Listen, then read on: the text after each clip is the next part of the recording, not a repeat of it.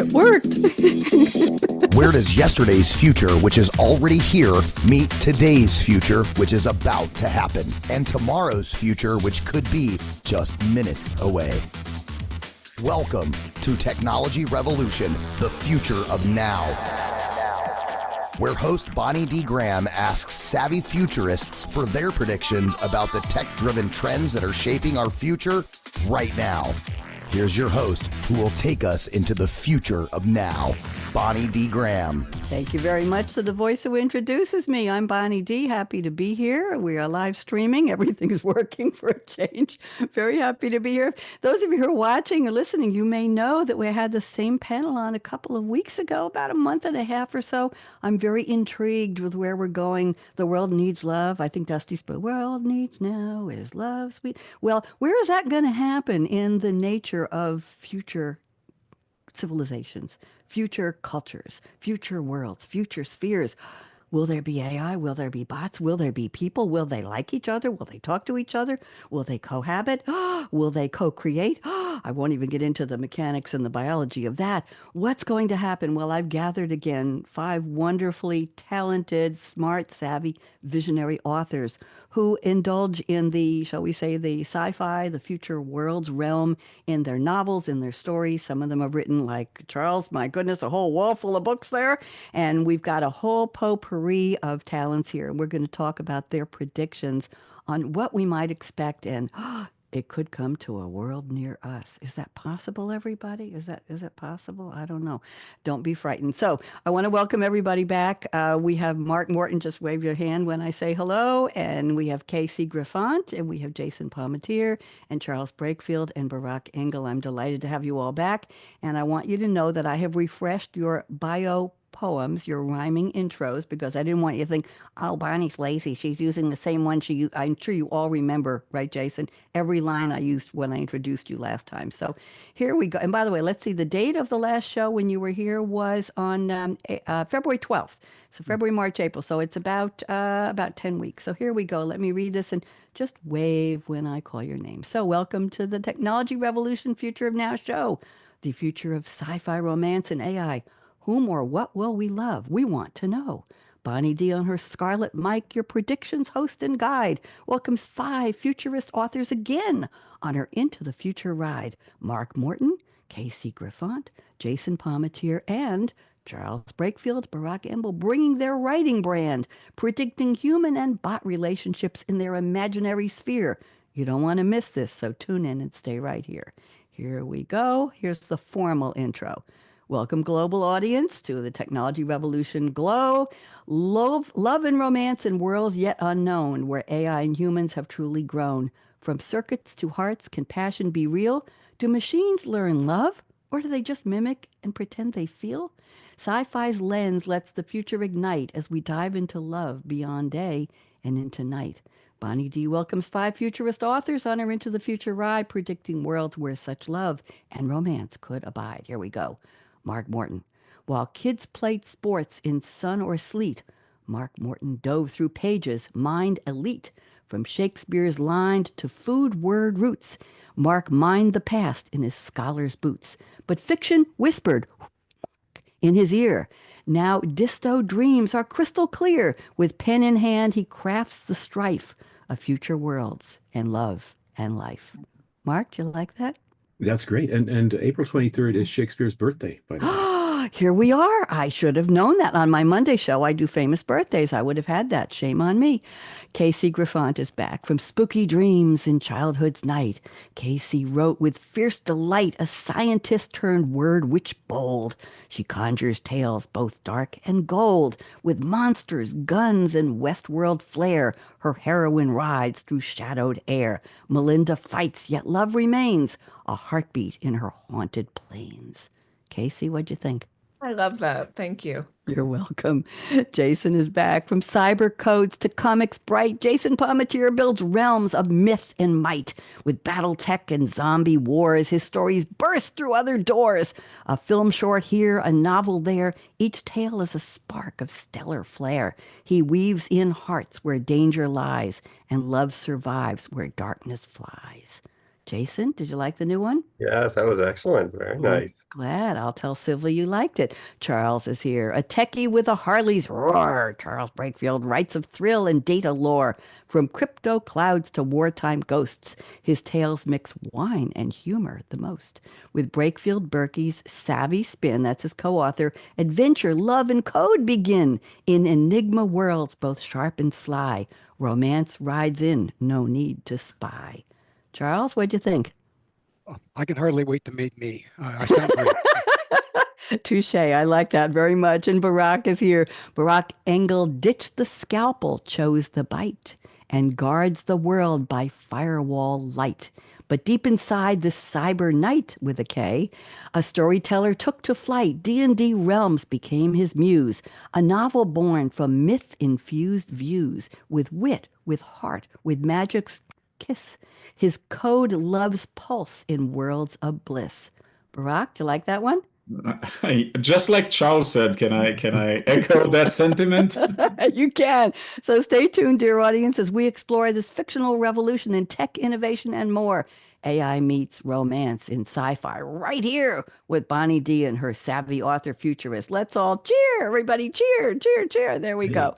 I'm glad you enjoyed that. I'll tell Sylvie. And Sylvie and I are communicating more in French these days, and we send each other mille bisous. That's 1,000 kisses. And she calls me Cher Bonnie, and she says she loves my creativity, and I thank her the same. And you all know who Sylvie is.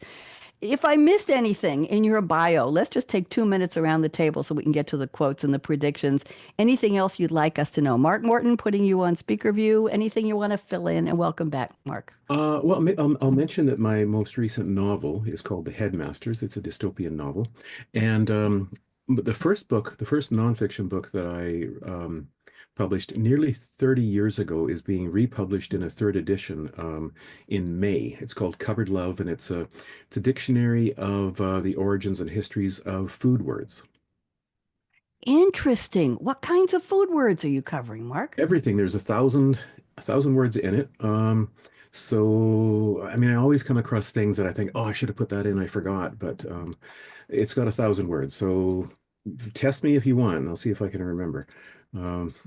For one of my other shows, I collect, Barack knows this, wacky stories, off the wall things. I call them Say What? And I collect these, and I have various newsletters I receive every day, Mark, and some of them have silly articles like 10 names for food that people used to eat in the 18th century that we don't do anymore, and the wacky, and why are these bugs named this way, and why are these food named this way? I'll look up and see if I can find one of those articles. I'll send it to you and see if you've got those words. I would love to. Casey, you're back. Talk to us. Anything we missed? Tell us a little more. Yeah, so I guess the latest news, my new book is coming out May 29th. It is the second in my Monster Gunslinger series. It is an alternative history in the Old West where a stoic gunslinger and her partner hunt monsters. And these monsters are unlike any of the other ones they've ever encountered. They're smarter, stronger, faster. At the same time, there's a mysterious plague kind of taking over the land. So it's a fun adventure. I say they're in the vein of like Buffy, supernatural, kind of high stakes action, not too gory, not too gruesome. So yeah, that's out May 29th. Congratulations. We'll look forward to it. Is that considered a cozy if it's not too, I don't even know what the cozy category I is. think so, because cozies, I believe, are more relaxing, right? It's like, oh, you open up a bookstore, you drink your tea. It's like you don't get frightened. Yeah, it's not really like high stakes, high action. What inspires your monsters? Where do you get the ideas from? Do you have nightmares? Do you watch sci-fi on TV? I don't know. Where do you get them? I definitely have nightmares that give me a lot of inspiration for my stories. For monsters, I like to look at nature because animals are insane. Like they do insane things, right? Like look at Australia and all of the interesting creatures there. So I like to mix and match kind of animal attributes and enhance them for my monsters. Very interesting. Thank you for that. Jason, welcome back. Jason, talk to us. Anything you want us to know additional? Yeah, I mean, I guess I'm still, my latest is still the Battletech Shrapnel issue number 19 that my short story was in. But I will mention that my brother's Kickstarter for his small press did fund. And so there's an open call for writers. and it's a pirate-themed anthology, sci-fi fantasy. So Zombies Need Brains is the name of the small press. So if you're a writer out there, you can go now and submit short stories about 6,000 words, 5 to 7,000, I think is seven's his limit. So that's out there. So check it out. And then otherwise, in work, I'm working on actually a book that I wrote about 9 years ago. I had an agent interested in, and so I'm cutting words out of that. So that's been an interesting process because I've never done a large cut like that before. So that's pretty cool. But that put my other project, which is related to the short story, AI short story, on the back burner for a little bit. But hopefully I'll get back to that soon. How many hours a day do you write, Jason? I try to get in 3 hours a day, maybe 4 would be great, but then it usually comes out of between 2 and 3. So, wow. Okay. Okay. No comment. I'm still working on my novel and I haven't looked at it in 3 months. And it's like it has a magnet that says, go away, don't touch me. I'm not ready to be edited and published yet. I'll get there one of these days. Thank you. Charles Breakfield is back. Charles, talk to us. Anything new you and Roz are doing? Yeah, we'll have the third and final installment of the Enigma Heirs, called Enigma Jewels, and it's the final episode of the last of the criminal dynasty toppled in this, and it after our last show, we got prepped for it. I got kind of jazzed from your all the spirited people and conversation that we had, and so we baked in a little bit of the forward-looking AI attributes into that book as well. So it's part of the surprise as as the story evolves. Nice. That is nice to know. We made an impact. We made an impression. We worked our way in there into that stream of thought. Thank you, Charles. That's very nice to know. I've had guests on other topics on the show who didn't tell me, but after weeks or months later, they co-wrote books together. They sponsored project. One was teaching girls to code, and they sponsored a project and fundraised to get certain elements into an elementary school system or a high school system together. And nobody tells me, but I'm glad you told me, Charles, that Yeah. there was some inspiration there. That's always good to know. This is a good networking opportunity here too. Yeah. Barak is back. Barak Engel, welcome back. Anything else you want to fill in the dashes? Go ahead. Well, dear me. Still working on the second novel in to follow through on Cracking the Crystal, which is right behind my shoulder, as I've learned from everybody else on this panel. I need to have it in the picture somewhere.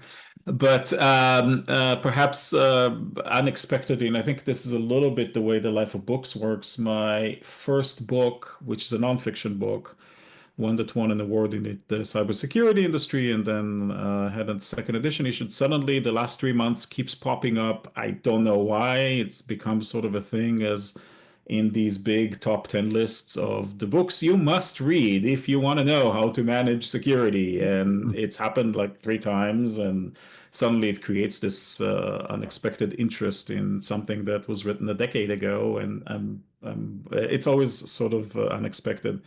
And last little bit of news, the tech company that I founded is slowly emerging out of stealth mode. It's starting its official first fundraise right now. And the reason I bring it up, it's to fill the security, is the name is the official name is Arcanum, which already tells you a little bit about my mindset. But ARC is the shortened name that we use, or ARC AI. And of course, story arc does play into that. So there you go. Very nice. Very nice. Life imitates art, imitates life, imitates Pretty much. companies and everything. Good. Glad to have you all back. Let's quickly go through our opening quotes. You've all sent some really interesting ones. Take about 2 minutes. I've done my homework, of course, and I'll try to keep it brief, but I could spend the whole show just reading all the research I've done on your quotes. Mark Morton sent a very charming quote. Spoken by Channy, I hope that's how you pronounce it, played by the wonderful comedian actress Kristen Wiig with 2 eyes in her name, speaking to Brick Tamland, you all know, played by Steve Carell. The movie Anchorman 2, The Legend Continues. all the way back in 2013 comedy. Hard to believe, Mark. It's that long ago. It's the secret to the 2004 Anchorman, The Legend of Ron Burgundy. We all know about that, which was interestingly enough produced by Judd Apatow and written by, let's see, by Adam McKay and Will Ferrell, of course, Pharrell. Plot. 7 years after capturing the heart of co-anchor Veronica Corningstone, Christina Applegate, this was way back before, we know that, Ron Burgundy is offered a spot on the world's first 24-hour global cable news network. He assembles a team challenged by a, oh no, Casey, they had a tough female boss. What a terrible thing to think about. A network owner and a popular anchor. Ron and his pals must find their own way to the top of the ratings. And here is the quote Channy says to Brick. Where is the quote? Here we go. My name is Channy, last name A. I'm a real go-getter and a person, people. I can type 50 words a minute with only 300 errors. I watched the clip. I was hysterical. Mark, where'd you find this? And what does this have to do with your whatever we're talking about? Go. Yeah. Well, it's yeah, as you say, it's one of the from one of the Anchorman movies. I think the second one, I think. And I'm a sucker for that kind of humor, that and the hangover movies, things like that. And I love Steve Carell. I'm rewatching all of the Office episodes, the US version. And I guess what I liked about that was, in that scene, there are two neurodivergent individuals talking to each other, and they're so charming and they're so sweet, and so personable in a strange way. And at the same time, it's kind of about technology because it's somebody who is talking about typing, and typing, of course, uses the technology, the typewriter, or now more and more people are using voice to text. But even that, as we all know, has problems. We've all used voice to text and strange errors have appeared. It puts in the word kill instead of the word kiss or something like that. And I just wondered, as we move more and more towards AI, what other kinds of awkward or embarrassing or maybe even hazardous situations will arise. You just brought to mind for me Roberta Flack's wonderful song "Killing Me Softly with His Song," which was a love song. Killing and kissing. We'll leave that one. Thank you. Yes, there have been very. Once I typed a message to somebody years ago. I was visiting someone and I grabbed my phone and a woman friend had contacted me and I typed it back and she came back with it. She said, "Did you really mean to say this?" There were so many substitute words in it that it ended up almost like a comedy script. It was very embarrassing too. So there we go. Will that ever change? Who knows? Thank you, Mark. KC has picked a quote from V.I.K.I. Stands for Virtual Interactive Kinetic Intelligence, played by Fiona Hogan, the movie I, Robot, 2004. We're still going back in time here. You believe that's 21 years ago. Sci-fi action film. Let's see. It was based on Jeff Vintar's screen story based on his original play called Hardwired and named after Isaac Asimov's 1950 short story collection. Great cast. Bridget Moynihan, remember her from Blue Bloods and everything else. I think Coyote Ugly she was in. Will Smith, Bruce Greenwood, Alan Tudyk played the robot, Sonny, and it took place in Chicago, 2035 going forward. Highly intelligent robots fill public service jobs, throughout the world, operating under 3 laws of robotics to keep humans safe. Detective Del Spooner, Will Smith, investigates alleged suicide of U.S. robotics founder Dr. Lanning and believes the human-like robot Sonny murdered him. Here is the quote from Vicky. My logic is undeniable. Casey, is that the mantra? Is that in the beginning of your books? My logic is undeniable. Be a great mantra. Go ahead, Casey. What's this all about? Yeah, I mean, the movie was fine. The quote is a little corny, but I feel like it really kind of captures where we're going with AI to some degree. I remember watching the movie at the time. It felt like really far out, no way would we have these robots and AI. And now it feels like much more possible, right? And that quote is chilling, though that robot is the antagonist, right? And she says that as she's facing off against Will Smith.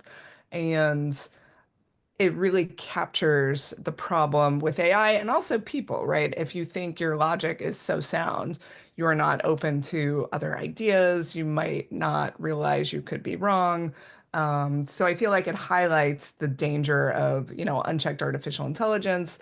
unchecked power, right? If somebody thinks my logic is, perfect, they're not going to hear anything else. And as we know, logic is a construct, right? It's not be all end all. So I feel like that quote sort of captures the danger of people and AI in a nutshell. Thank you very much. Very interesting. Yes, a lot of arguments start that way. Barak likes that thumbs up. How many thumbs up, Barak? Two thumbs. Got one? Two thumbs up. Charles added the second thumb. We're good. Oh, we got three thumbs up now. Casey, you pulled five. We've got Jason. Oh, we're doing thumbs up approval on the quotes. Thank you, Jason. It's up to you now. The scene. Let me first give, this is from Gattaca, Gattaca in 19, we're going even back farther, 1997 dystopian sci-fi film. The title is based on the letters GATC, guanine, adenine or adenine, thymine, and cytosine, the four nucleobases of DNA. It was an Oscar nominee for Best Art Direction and Golden Globe. In 1997, they were going to have a follow-up, and it got canceled 2 years ago. It stars Ethan Hawke and Uma Thurman with a lot of other interesting people. Here's the scene. Vincent is looking at a 12-fingered pianist. Irene, played by Uma Thurman, says, "It's amazing, isn't it?" And Vincent, played by the wonderful Ethan Hawke, says, 12 fingers or one, it's how you play. And Irene says, that piece only can be played with 12. Oh, Jason, what world are we in? Where's the piano? How many keys does the piano have? How many fingers does the piano have? Go ahead, Jason. Yeah, well, I'll pick that quote because yeah, it's interesting to me because yeah, there's a certain point at which what you can do as who you are or whatever, you reach a limit and you can't do beyond that, right? And so with humans, there's a certain limit of what you can play on a piano because you only have 10 fingers. And in the movie, of course, it's, genetics and stuff. So if somebody's got 12 fingers, they can play something a little bit more than the normal human. And I feel like that's sort of where the fear or whatnot that comes with the AI is the idea that, well, what if the AI gets better at being human, than humans? And that's essentially why I picked that quote. And also it's interesting to think about, well, in, related to romance or whatever, in AI, and are they going to be satisfied with like human concepts of romance or whatnot, or are they going to come up with their own ideas of romance, of what they think is important and how they relate to maybe not us, but to each other and stuff? So That's why the five of you are here. Your ideas, your predictions on what those paradigms for romance and love will look like, what the relationships will be, what the language will be. You're helping us make it up. Maybe you're helping scientists craft what it will become. Maybe they're reading your books. We hope so. Thank you very much. Charles, I'm moving on to you. Charles has got a quote from Alex Rogan and Grigg, the movie, we're going even farther back in time to 1984, The Last Starfighter. This is a space opera film, a story of Alex Rogan, a teenager who, after winning the high score in an arcade game, Barak, there's arcane. We got your word, part of your word in there. That's secretly a simulation test. He's recruited by an alien defense force to fight in an interstellar war with Dan Hurley. I think I remember him. Catherine Mary Stewart and Robert Preston. Robert Preston. Anybody remember him from The Music Man in 1962? The character of Centauri, a lovable con man, was written in honor of or homage to his role as Professor Harold Hill in The Music Man in this movie. It was a modestly budgeted sci-fi excursion, some of the examples of purely computer-generated animation. Interesting. The visuals now look very quaint, but they were very good back in the day. So here's the scene. Alex, played by Lance Guest, says, "You mean they're all dead?" And Grigg, played by Dan O'Hurley, he says, "Death is a primitive concept. I prefer to think of them as battling evil in another dimension." Charles, did I do that okay? I don't know their voices. Go. Yeah, I thought it was significant because it's if you take that concept of death and project it onto the AI, what would they consider was important? I mean, we all go through those slices of death every night. We need 8 hours of sleep. There's a charge time for a robot to be able to come back. And what if you don't wake up from your day your nighttime sleep, or your charge doesn't last? So the concept of how will they perceive the concept of death? what would it feel like? And that kind of projection of what what sort of thought processes would lead them to be able to digest the concept of I'm no longer here. So As that we all are trying to do. Keep going. Go ahead. yeah. So that's the segue to the what would that's part of the obsession people have. What's next? What am I going to do? How will I survive? Will I just check out one night, or the batteries no longer will no longer hold a charge, and so I'm not here. The AI enhanced robot is no longer here. How do they deal with those concepts?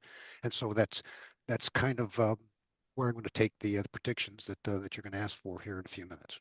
Very interesting. Thank you very much. Appreciate that. And my phone just died and I plugged it in, so we know what happens when you have a charger right there. I showed you all my new video cam Wi-Fi bird feeder. Well, it does suck the phone dry because it's just showing these videos all day long. So yes, so I was able to regenerate. So my phone said, "I'm back from the dead." No, it didn't really, but wouldn't that be fun if it said that loud? Thank you, Barak. I'm looking at your quote here. This is from Star Trek: The Next Generation, called TNG in caps. Sci-fi TV series. We're even back farther, 1987 to 1994. This quote is from season 4, episode 25, called In Theory. It originally aired on June 3rd, 1991, in broadcast syndication. Very briefly, the character named Data accepts the affections of shipmate Jenna DeSora and pursues a romantic relationship. Jenna soon understands the downside of a programmed relationship. As they work on their personal problems, the Enterprise moves into an area of space rendered deadly by a nebula, tearing small gaps in the fabric of space, deforming matter it comes into contact with. By the way, I just wanted you to know, Barak, the Nielsen rating for this episode was 9.8%. It was the second least view episode in season 4 of The Next Generation. I just thought that'd be kind of cute. Gene Roddenberry tried his best. So here is the quote. Data, played by Brent Spiner. Are we no longer a couple? Jenna DeSora, played by Michelle Scarabelli. No, we're not. Data. Then I will delete the appropriate program. Okay, Relationships 101. Barak, where'd you find this? And what does this have to do with your predictions? Go. Well, I thought it was very relevant to the topic at hand. I also wanted to use this to introduce this term that I just came up with and probably has been come up with many people before, called the statistical mirror, that I think is very relevant to the world that we live in today with AIs and LLMs, and is going to play a part in my predictions later when we get to that section.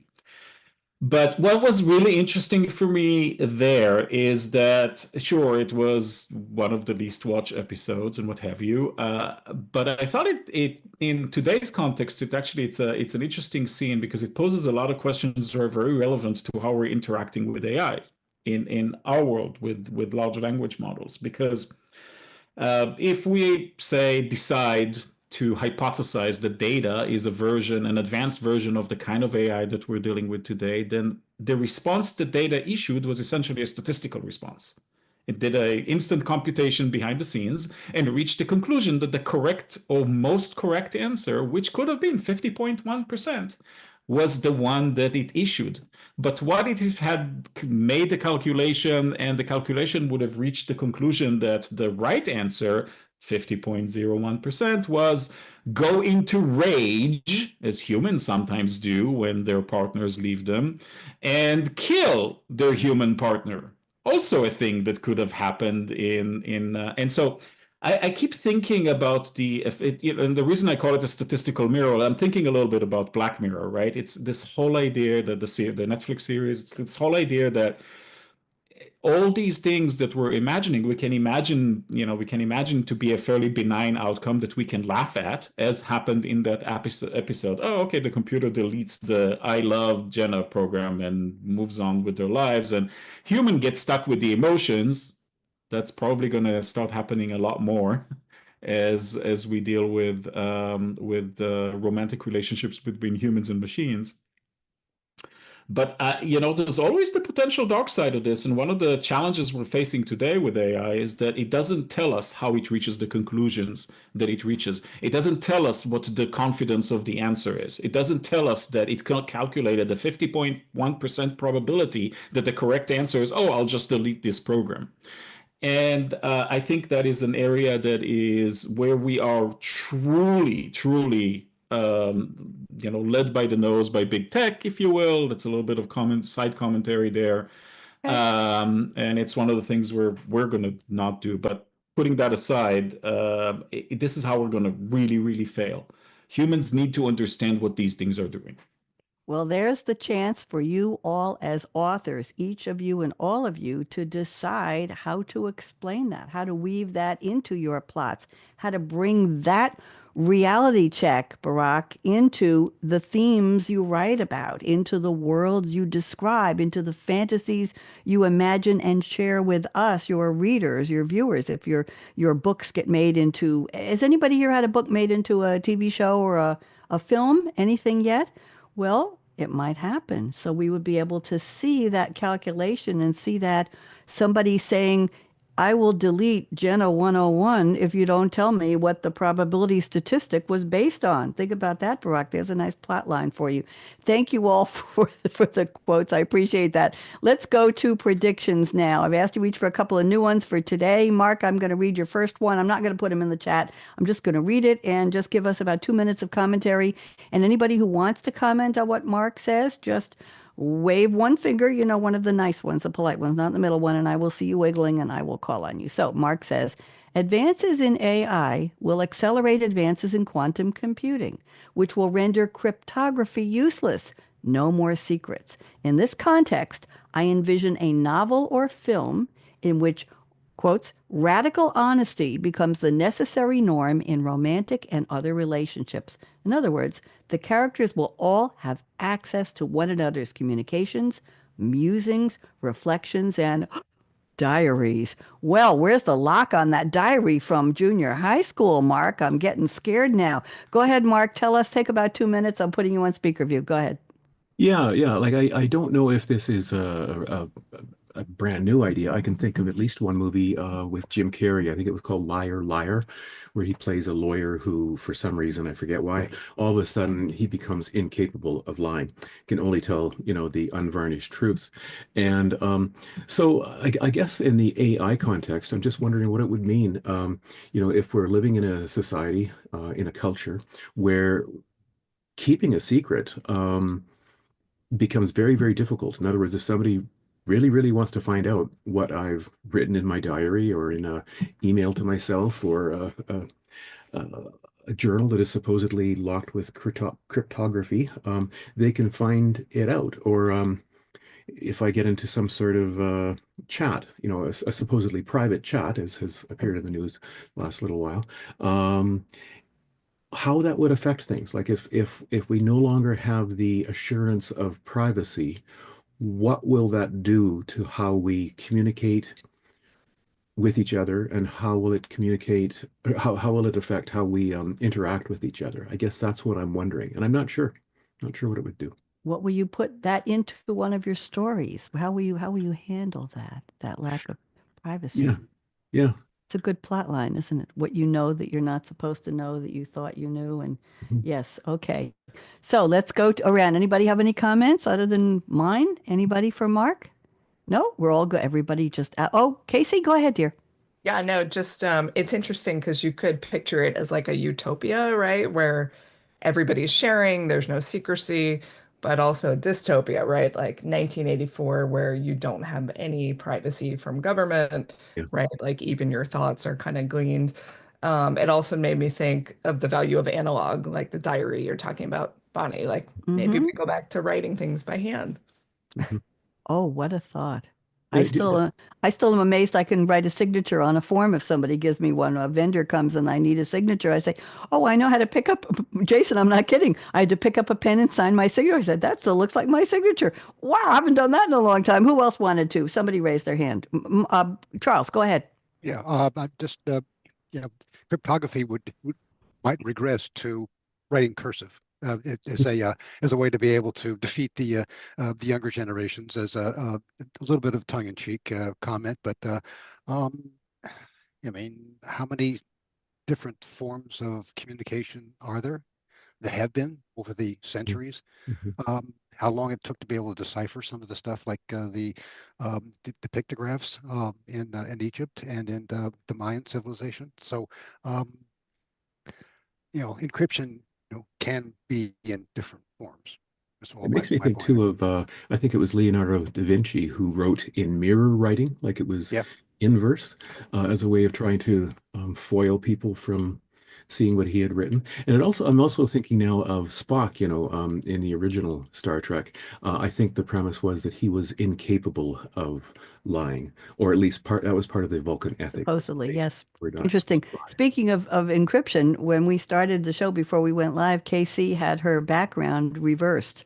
And so and I said, that would be interesting. We still see the pictures of your books, but your name, your website, and your banner on the top left now behind you, we're in reverse. And that, in a way, was a cryptography of, can you decipher what's behind her? Can you read that? Who knows how to do that? So interesting. Yes, yes, yes. Okay, let's go to Casey. I'm up to you, and I've picked your prediction number 3. I like this one. She says, as AI can inhabit various hardware, humanoid robots, army tech dogs, etc., we'll see an increase in stories showcasing non-humanoid robotic relationships and various sub-genres on relationships with inanimate objects. Note, while all types of stories in the predictions have been done before, in general, the increase of AI in our everyday lives will inevitably create a new boom in sci-fi storytelling. Yes, yes, yes, 1,000 times yes. That's where people who weren't inspired like all of you might now get aboard the authorship and say, this happened to me. I have an idea. I'm going to go create a sci-fi story. Casey, you want to unpack that prediction a little bit more for us, please? Yeah. And I think we talked a little bit about this in the last panel as well, like the relationships with AI.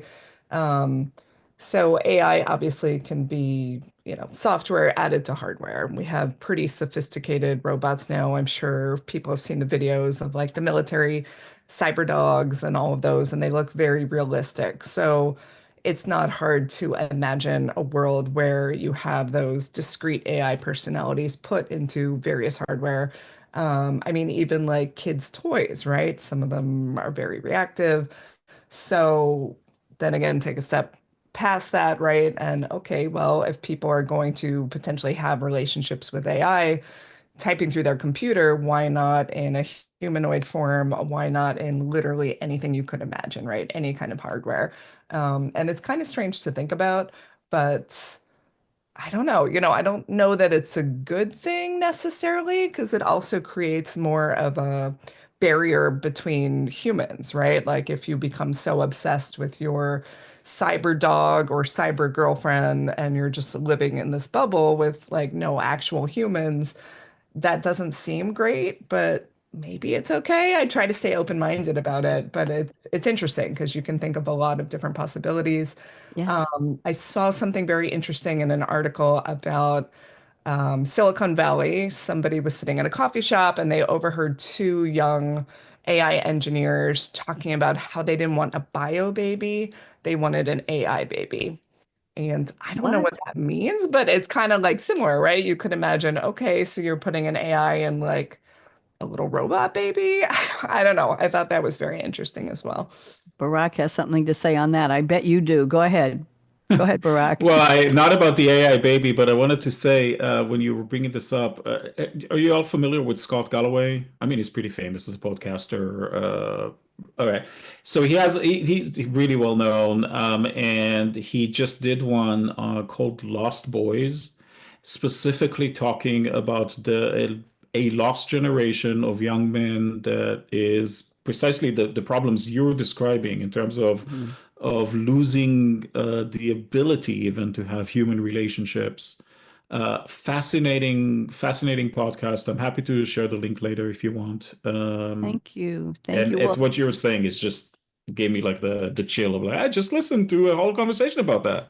Yeah. And the question is, what are you all going to do to shape the future for these young men, how old are they today? How young are they today? To help them see other opportunities and maybe AI friends. By the way, when I used to come home from school when I was living in Queens, New York, I think it was junior high because it was 2 blocks up the hill. If I would be so involved in what I had just learned in school or thinking about something, I might back into a tree on our lawn. There was one lone pear tree. I would step aside and apologize to the tree. Now, there are a lot of people say, people tell me my plants are gorgeous, my house plants, my outside. I said, what do? Do you talk to your plants? So but a plant, is it an inanimate object, Casey, or is it's living, it's breathing, it's taking air, oxygen in, right, and light? Okay, so the question is, was I talking to inanimate objects and having relationships with them before we thought about AI? I don't know. Maybe I was just prescient and I knew I would be hosting this show 50 years later. Never mind. Yes. Mark, go ahead. Yeah, this makes me think, I don't know if this was done outside of Canada, but for a while in high schools, sometimes students would be given a doll, but it was a doll that had primitive programming in it so that, every 2 hours it would cry and you would have to feed it and it would wake up in the middle of the night. And the intention was to help young people understand what a responsibility having a child was. And I can imagine a situation where maybe that kind of thing would return, but in a much more authentic way, through AI, where it's not just waking up, but maybe a cough appears, or at the other end of life, maybe it could help people understand what would it be like to have to look after an aging parent, or what would it be like to experience autism or something like that. That AI could be used in conjunction maybe with something like virtual reality to help people experience things like that, make us more compassionate, maybe. That was used on a lot of sitcom shows back years ago, and they even would give students an egg and ask them to hold the egg and not drop it and think of it as a living, breathing. Let's move on. I'm looking at the clock. We have 3 more predictions to go. Jason, and then Charles, and then Barak. So, Jason, I love this one from you. A says AI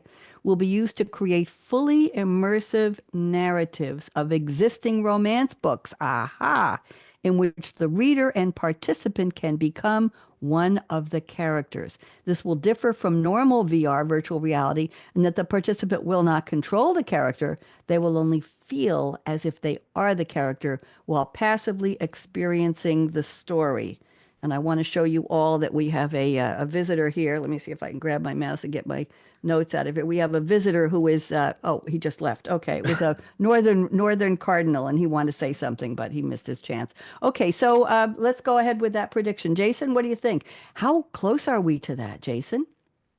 I don't know, but I sort of popped into my head because for some reason on my Facebook feed, I'm getting these things where somebody's taken a current movie or show or something like that, and they put a 1950s sci-fi I don't know, not filter, but basically an AI has generated that show as it would have appeared in the 1950s. And after a while, you get used, you can see the patterns or something that the AI is using. But it reminded me that, well, I mean, technically, the reason we don't make shows, how many times have we read a book and we're like, oh, this would make a great movie or something or a great show. But it doesn't get turned into that because it's cost so much money to take what's written on the page and turn it into something you'd see in a movie. But with AI, I guess there's not really any reason that AI could not take a book or short story or anything like that and turn it into an actual, video or movie. It's got everything it needs, descriptions and all that. So that's what we do with AI now is you feed into description and it makes a picture or something for us. So that occurred to me and I was like, well, it may be in the future that we end up right now, somebody writes a book and then they turn it into an audio book, right? And maybe in the future you write a book, it gets turned into an audio book, but then it also gets turned into some AI generated show or film or whatnot. And once you're at that point, then all of this gigantic backlog of books, especially romance books, that's a huge genre, right? All of these can be turned into this, and there's not really any reason that somebody has to go through a special process to do it. You can have a generalized AI that says, oh, you pointed at a book and it creates it for you. And I feel like, virtual reality is cool and all, but it's very active, and we're, as humans, excellent at being passive and just chilling at the end of a day or whatever. So that's why I feel like it'll be more that people will want to sort of experience this, but passively, where they don't have to do anything. They just got to sit back on the couch. The AI VR stuff kind of feeds it to them. And that's sort of their fully immersive show, like we watch TV shows today or whatnot. Interesting. Well, we have to get permission to take a romance, take a Jane Eyre story, or take a romance from I don't know, Jackie Collins, and say, "Oh, I want to do this into a movie, and I have an AI program that'll quickly turn this, and we'll put a little robot character in there." And how will that's a whole other political legal discussion of rights of taking that romance and making a spin-off, if you will, or a spin-out, perhaps. Barak, you had a quick comment you want to make. I want to make sure we make time for two more predictions. Barak, go. Okay, so I'm sure you all have at least heard about Ready Player One, and they talk about flicksyncs, this notion of you can take the role of any character in any movie, and basically be them and act it through your VR, glasses, whatever it is. Ready Player Two, the follow-on book, which wasn't as successful, actually have introduced the idea of becoming another person. So literally somebody will download their memories and then to the cloud, right? And those will get downloaded to your brain. And then you literally feeling and seeing the world through their eyes, which is sort of I think an extension of that idea too. So the whole concept sounds fascinating. You're not wrong that I think Scary. that way. Scary. I'm still holding on to what I've got left of my personality, but we'll leave. Thank you, Barak. Thank you very much. I want to move on to Charles' predictions. Charles, I'm going to your prediction number one, which was left over from part one, virtual reality romance. You say in a future, we're still on VR, in a future where VR has become ubiquitous in stories, people will engage in romantic relationships primarily within VR environments. Expect to see romantic relationships with other humans or with AI-driven avatars. AI and companion avatars will play a crucial role in creating highly realistic, here's the kicker, and emotionally responsive avatars in these future stories. They'll become customized to meeting individual preferences, offering companionship and emotional support, leading to a blurring of lines between reality and virtual experiences, causing social isolation, we just talked about that, and a decline, in real-life human interactions. Love and romance will become irrelevant concepts in the future. Now you're frightening me. Charles, go ahead. 2 minutes, go. Okay, so kind of camping on to what Mark postulated, I would see the future use for AI-enhanced avatars for autistic males, primarily, because there's a very almost epidemic being identified as somebody else had suggested that they want to have not a bio baby, but a baby that was sponsored by an AI, and there's that technology. I sent that to you a couple of weeks ago, Bonnie, about these AI females that were basically built to be able to host and deliver children. So for somebody that's having trouble socializing, having trouble trying to be responsive and be a true human being, perhaps their best destiny is to be served by an AI engineered program that's completely focused on what they need to survive as a social human being. Very interesting. You are almost leading in a segue to a prediction that Barak had sent me that's very, very similar. So, Barak, do you want to comment on what Charles said rather than reading a very similar prediction? Or do you want me to read yours, Barak, as a follow-on, and then we can both talk? Go ahead. I'll read it. I think you'll appreciate Barak, this, Charles. Barak, I'm sorry. I didn't mean to scold you. Dude. No.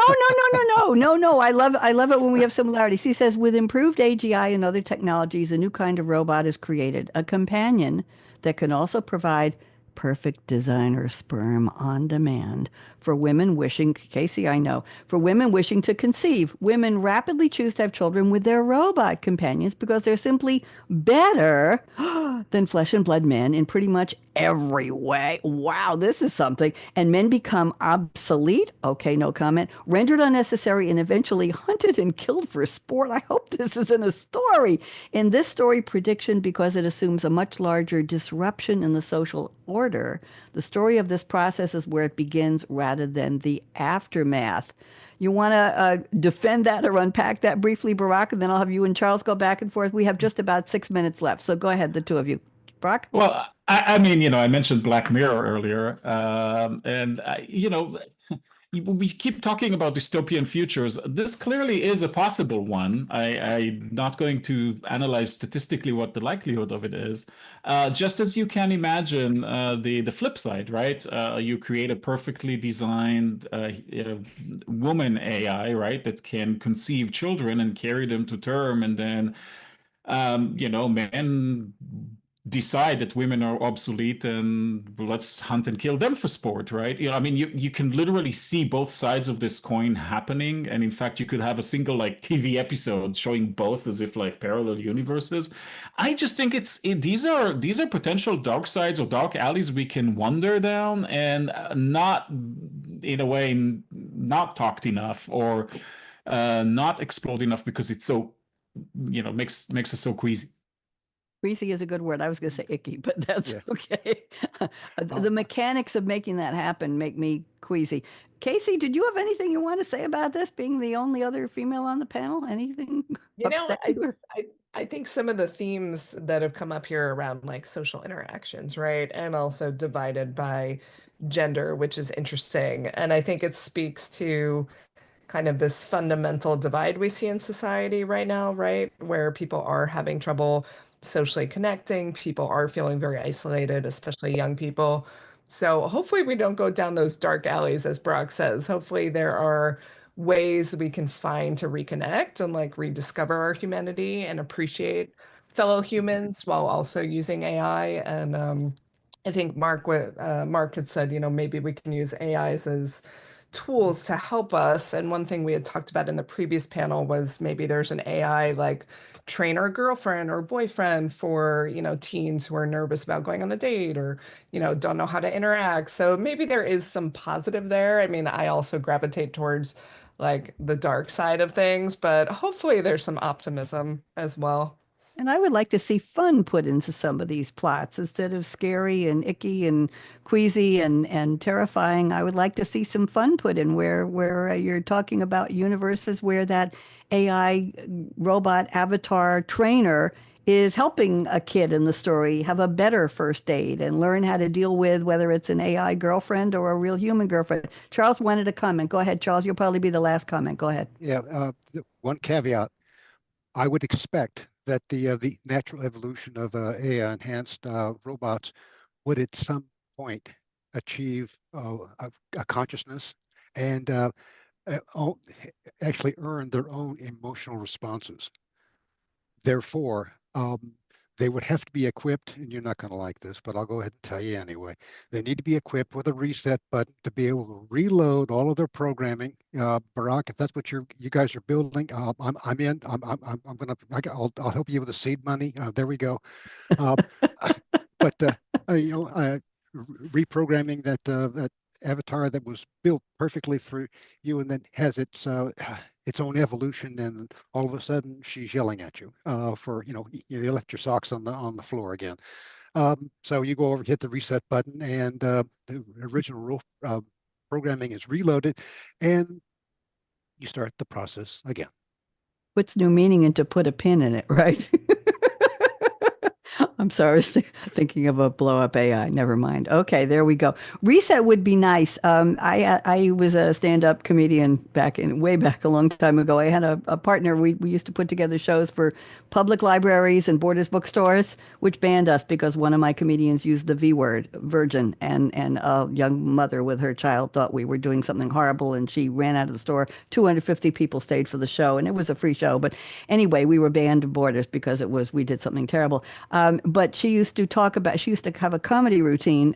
One of her lines was, I have an aunt who just is so boring, nobody wants to listen to her. So when we get together for family events, I wish we had not a fast forward, but a back button on. and we could erase her part of it. So, there we go. So there's a reset button, Charles, for Aunt Sally or whatever her name was. I want to thank all of you. We've got about 2 minutes left. If you all want to come back and do this again, I think we went into a lot of different, very exciting new territories today that we didn't on part one. And I would really be honored to have you all back. So let's talk about picking a date this summer. Jason, you want to come back and do this again? What do you think? Yeah, Jason's in. Mark, you in? Good. Charles? I know you are. Yeah, I'd like to make sure that you speak to my parole officer again. Casey, are you in? Barak, you're always in. I know that. It says the professor is in. There you go. I'm Bonnie D. And I adore you, Bonnie. I can't say no. I know you do. Everybody, I want you on the count of three. We're going to say, before I play the music, on the count of three, you were going to say, no, no, no. People say the future is already here. And we say on the count of three, 1, 2, 3, no. There you go. Let me play the outro music if I can find it. I want to thank my art engineer, Jordan Henson. Thank you very much for being here. And let's play this music and let's take this home. Are you tired of hearing the future is already here? Yep. We are too. Yep. That may have been yesterday's future, but today's future hasn't happened yet. Take a deep breath, tune out the hype, the noise, and turn up the volume. Savvy, art of the possible technology visionaries talking about how today's innovations right now are shaping every aspect of our real future. We'll laser focus our spotlight on buzzworthy tech like artificial intelligence, machine learning, Internet of Things, augmented reality, and lots more. Clear your calendar and open your mind for Technology Revolution, the future of now. With the most upbeat host on global radio, Bonnie D. Graham. Listen anywhere, anytime, on any device. I love that. This was